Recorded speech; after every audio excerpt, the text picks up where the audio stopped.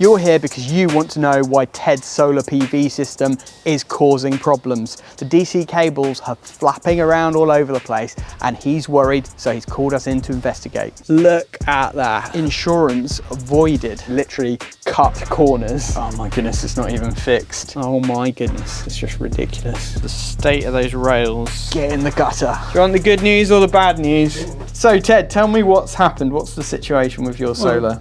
At the moment, what I'm worried about is there's a wire dangling down, so I just want to know whether they're going to disconnect or what. Yeah, okay, yeah, that's a bit worrying, isn't it? Worried, you said there was some heavy winds. Was that the storm Claudia that we had a few weeks ago?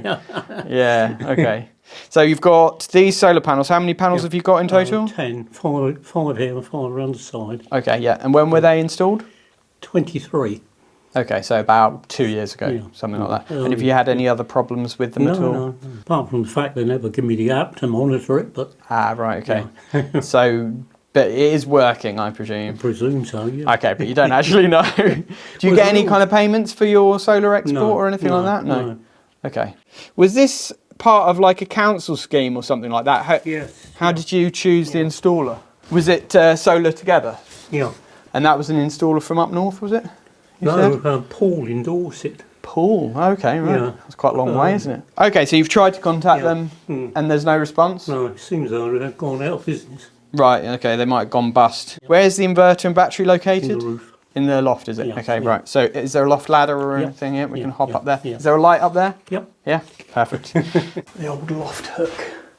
Well, first things first, you know how much I like to see batteries in lofts.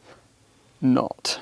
Oh my goodness, it's not even fixed. It's a clear breach of PAS 63100. Now, obviously, those guidelines weren't out when this was installed, but it's just like, how is an elderly gentleman going to get up here to check the generation meter, for example? If there's a fire, this battery is falling straight through that ceiling. This inverter, there's no way the customer's going to be able to access it. He has no idea whether this system is working or not. Now this system here, I can see from the generation meter, it has actually been working. He's exported 936 kilowatt hours, which doesn't sound like a lot for 2 years. Import is 9,288 kilowatt hours. So I'm not quite sure what that's measuring, to be honest, or even if it's measuring correctly. But we're gonna dig in and find out. So this spray foam insulation, while we're up here, this is a real massive thing.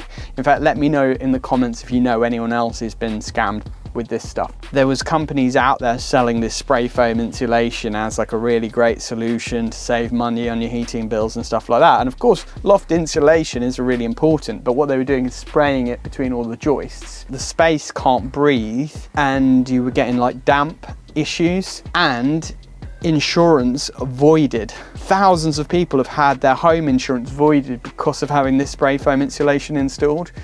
And like Ted just said to us, he's actually had to then pay to get it removed because it was actually damaging the property. It's the first time I've actually seen somebody who's had it installed and then had it removed, but it's just like a whole catastrophic bad selling kind of thing that happened with that spray foam insulation. And it's unfortunately the people get targeted by stuff like this are the people who often get targeted by solar scammers as well. It's sad to see that this customer has actually fallen foul of that, as well as potentially a dodgy solar install. Oh, by the way, just a quick favor. It would really help us if you subscribe. We're on a mission to 500,000 subscribers, and every person who presses that subscribe button, it really helps. Thanks for watching. So what we're doing here for Ted is what we call a solar audit. It's basically an inspection of the solar PV system. We do this a lot for people who are either concerned about the quality of their install or they're having issues for whatever reason. Obviously, Ted's called us because he's seen cables hanging off the roof. We'll have a look at that in a minute. But first, I always like to start with the main pieces of equipment, the inverter, the batteries, isolators, how it's connected to the consumer unit, etc. So we'll start with this, right? This is the AC isolator. Straight away, I can see that the cover's not on properly. And then if you look at this, the cover for the generation meter, which shouldn't even be up here, it should be in a place that's easy for the customer to access and read. The cover's just been cut out. So there's a massive hole in here. I can see exposed wires inside. So alarm bells are ringing straight away because, you know, people who are willing to literally cut corners. That is an actual corner that has physically been cut. What else have they done? I'm a little bit worried. We should have an AC connection for the inverter, which we've got here. Now, it should normally be running like rubber flex cable, but it appears to have been wired in some kind of NYYJ, which is quite a hard, solid cable. And it's pretty tight how they've connected it here. So that's not ideal. According to the screen here, he's not generating any solar at the moment. Well, 18 watts, so barely anything. And it says it's generating like 60 watts at the moment. So not a lot. Oh man, look at the way that they've connected this in. It's crazy. Oh man. So the battery's completely loose. It's not been fixed to anything. And the cable that supplies the inverter is literally just lashed in the back here through these pieces of wood. There's no glands, there's no clips. It's just been thrown in. So it's not looking good to start with. I'm gonna just pop the cover off the isolator and just have a little look to see if there's anything untoward inside. Look at that. Oh my goodness. So that isolator, they've just gouged a couple of holes in the back, still full of bits of plastic from where they've drilled the holes out. No glands, no sealing at all. It's just completely lashed in. Discount code in the description if you want one of these. This is the beastiest head torch that I've ever got. It's pretty mad. So I'm going to check the connection tightness here. The trouble with stuff in lofts, right, is that obviously you don't know if anything's gone wrong. And there's not even a smoke alarm up here. You know, I would recommend if you do put any kind of inverters or batteries or anything in lofts, not that you should, but if you do, you should at least have a smoke alarm in the loft. So straight away, look at that. Like, the amount of exposed copper on that is just ridiculous. It's not difficult to just wire something up properly. I don't know whether it's laziness or lack of training, but how anyone can think that this is anywhere near a quality install, I just don't get it, how people can work like this. It's just ridiculous. But anyway, as part of this audit, what I'm doing is taking photos of everything. So we've got evidence. We can then send a report to the customer and a suggestion of any remedial work that might be recommended to improve the safety of the system. And I'm quite curious to see how they've wired the DC cables as well. Look at the amount of copper exposed there. That is just ridiculous. And that was actually loose as well.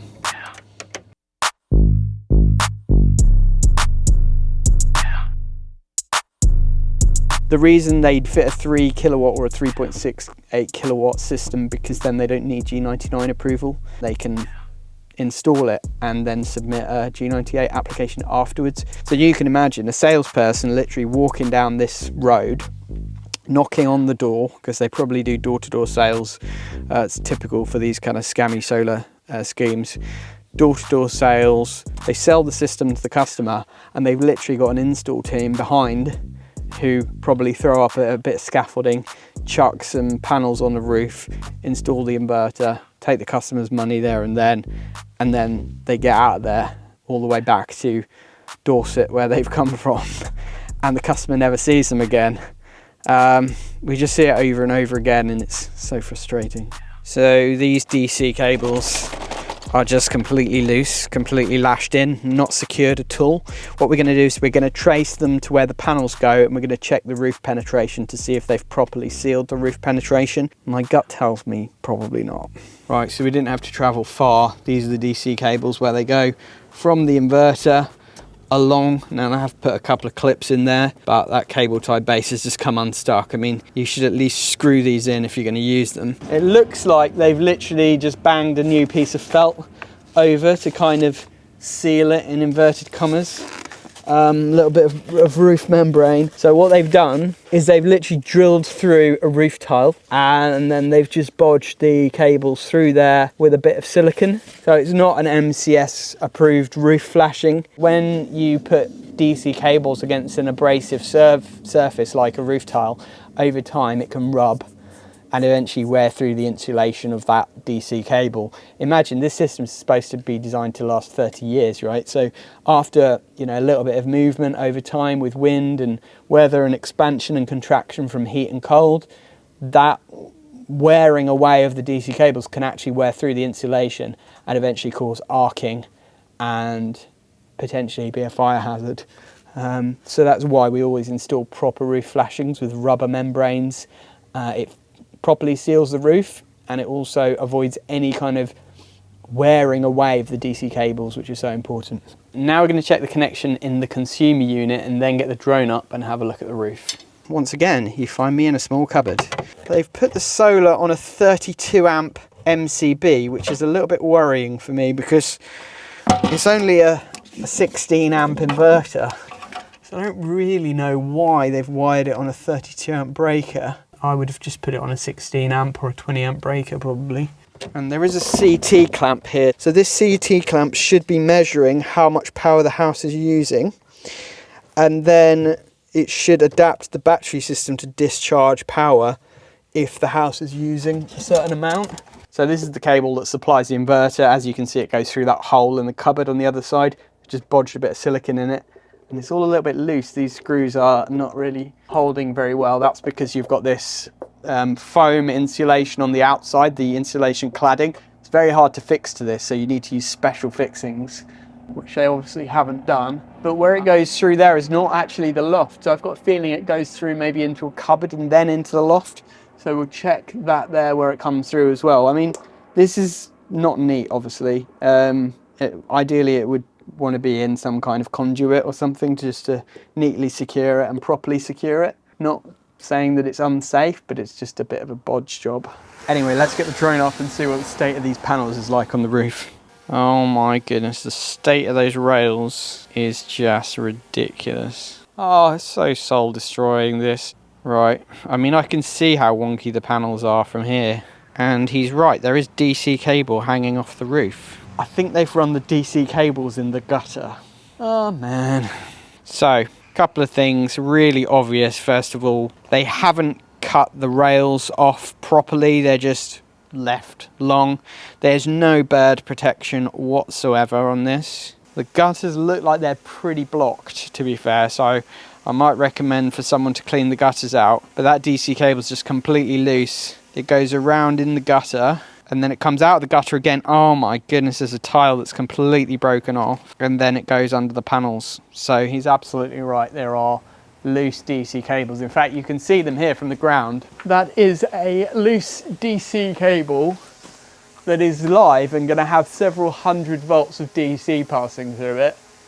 And because they've just laid it in the gutter rather than properly running it through the loft and clipping it up neatly, now with the wind, it's just come loose. That is not good. That is not good at all. And you can see that loose tile there just literally hanging over the edge of the gutter, and the DC cable there just hanging. That is crazy. The other thing that's not right about this is that it's not MCS compliant in terms of how close the edge of the panels is to the edge of the roof. There should be a 400mm gap from the edge of the roof to the edge of the panel to comply with the MCS standards for like wind uplift and stuff like that. Unless they've done some special calculations for wind uplift, which I doubt very much they have. They've just gone way too close to the edge of the roof in order to try and cram that extra panel in on the top. And it just means that if there was some heavy wind like we've had, there's potentially going to be issues. And as you can see, that's exactly what happened with that DC cable being whipped up from the wind. But I mean, the main issue here is that they've used the gutter as cable management. Get in the gutter. Do you want the good news or the bad news?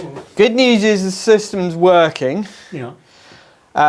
So it is generating, and it looks like it has been since it was first installed.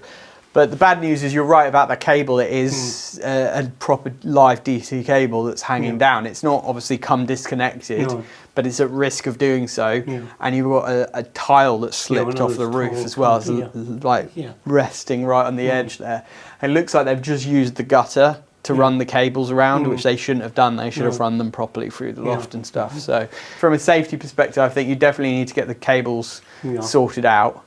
And obviously you'll need that tile repairing anyway, otherwise you're going to get some potential issues with water ingress in the roof. So I'll come up with a solution for that, and I'll make you some suggestions for that. What I want to do though is see if I can get you set up on the app. I will try my best, even though I'm not familiar with GrowWatt. I'll see if I can get you... Did they give you any login details or anything like that for it?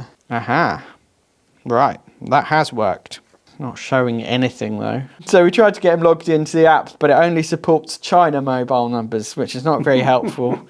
So we're not doing very well so far on this 𝐴𝐻𝐻 app. It looks like they've created you an account, but they've never actually added the devices. Yeah.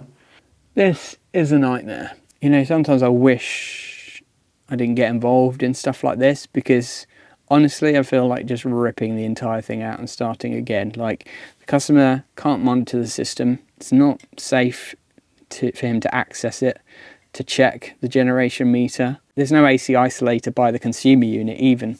So the only way to isolate the system down there is to turn the breaker off. It should have a separate AC isolator down by the consumer unit. There's no schematic. The DC cables have just been lashed into the gutter, which means they need to be recabled. They're going to flap around in the wind and eventually get loose, and it could potentially be a fire hazard if the MC4s start to get strain on them. It could create DC arcing. So as a minimum, we're going to need to get scaffolding up and get somebody on the roof to sort those cables out, but really they should be run through the loft space, and 2 separate flashings should be installed, one on this roof for this array and one on that roof for that array, which is going to mean lifting panels, rerunning DC cables. New DC cables are going to need to be run in and done properly, and that's just at a minimum to make the installation safe, as well as all of the horrible messy stuff that could just do with tidying up.